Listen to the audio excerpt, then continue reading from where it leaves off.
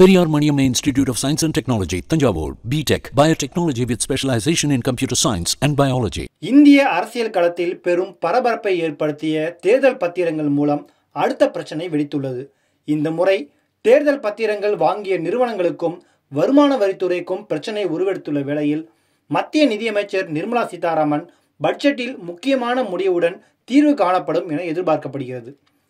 தேர்தல் பத்திரங்கள் மூலம் அரசியல் கட்சிகளுக்கு நன்கொடை அளித்த 1300 நிறுவனங்கள் அந்த நன்கொடை தொகைக்கான வரி சலுகையை பயன்படுத்தி கொண்டு வரி செலுத்தி இருக்கும் வேளையில் மத்திய வருமான வரித்துறை வரி சலுகை குறித்து நிறுவனத்திடம் கேள்வி கேட்டுள்ளது.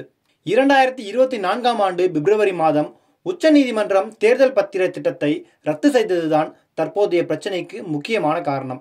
மத்திய அரசின் தேர்தல் பத்திரங்கள் வாங்கிய அரசியல் கட்சிகளுக்கு நன்கொடை அளித்த முக்கிய நிறுவனங்கள் பட்டியலில் இன்ஃபோசிஸ், எம்பசி குழுமம், மேகா இன்ஜினியரிங், ஆதித்ய பிர்லா குழுமம், JSW steel, Torrent pharma, Lupin, Intas, Bharti Airtel மற்றும் அலம்பிக் பார்மாசியூட்டிகல்ஸ் லிமிடெட் என பல பிரபலமான நிறுவனங்கள் அடங்கும்.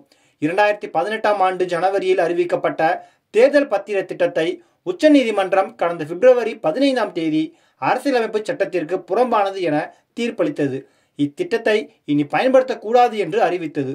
இந்த தேர்தல் பத்திர திட்டம் மூலம் 2018 முதல் 2024 வரை அரசியல் கட்சிகளுக்கு ரூபாய் 16,518 கோடி நிதி திரட்டப்பட்டது குறிப்பிடத்தக்கது. தற்போது வருமான வரித்துறை இத்தொகை குறித்து நோட்டீஸ் அனுப்பியுள்ளது. இது தொடர்பான விவரத்தை இந்திய தொழில்துறை அமைப்புகள் மத்திய நிதி அமைச்சகத்தின் கவனத்திற்கு கொண்டு வந்துள்ளது. இந்த நிலையில் வரவிருக்கும் பட்ஜெட்டில் இப்பிரச்சனைக்கான தீர்வு அளிக்கப்படும் என எதிர்பார்க்கப்படுகிறது. பொதுவாக அரசியல் கட்சிகளுக்கும் எலக்ட்ரல் ட்ரஸ்ட் அமைப்புகளுக்கும் அளிக்கப்படும் நன்கொடைக்கு வருமான வரி சட்டம் 1961 பிரிவு 80 GGB மற்றும் 80 GGCகளின் கீழ் வரி விலக்கு அளிக்கப்படுகிறது. ஆனால் 2018ஆம் ஆண்டில் தேர்தல் பத்திர திட்டம் அறிமுகம் செய்த பின்னர் 2018 மூலமாகவே நன்கொடை அளிக்க வேண்டிய நிலை ஏற்பட்டது.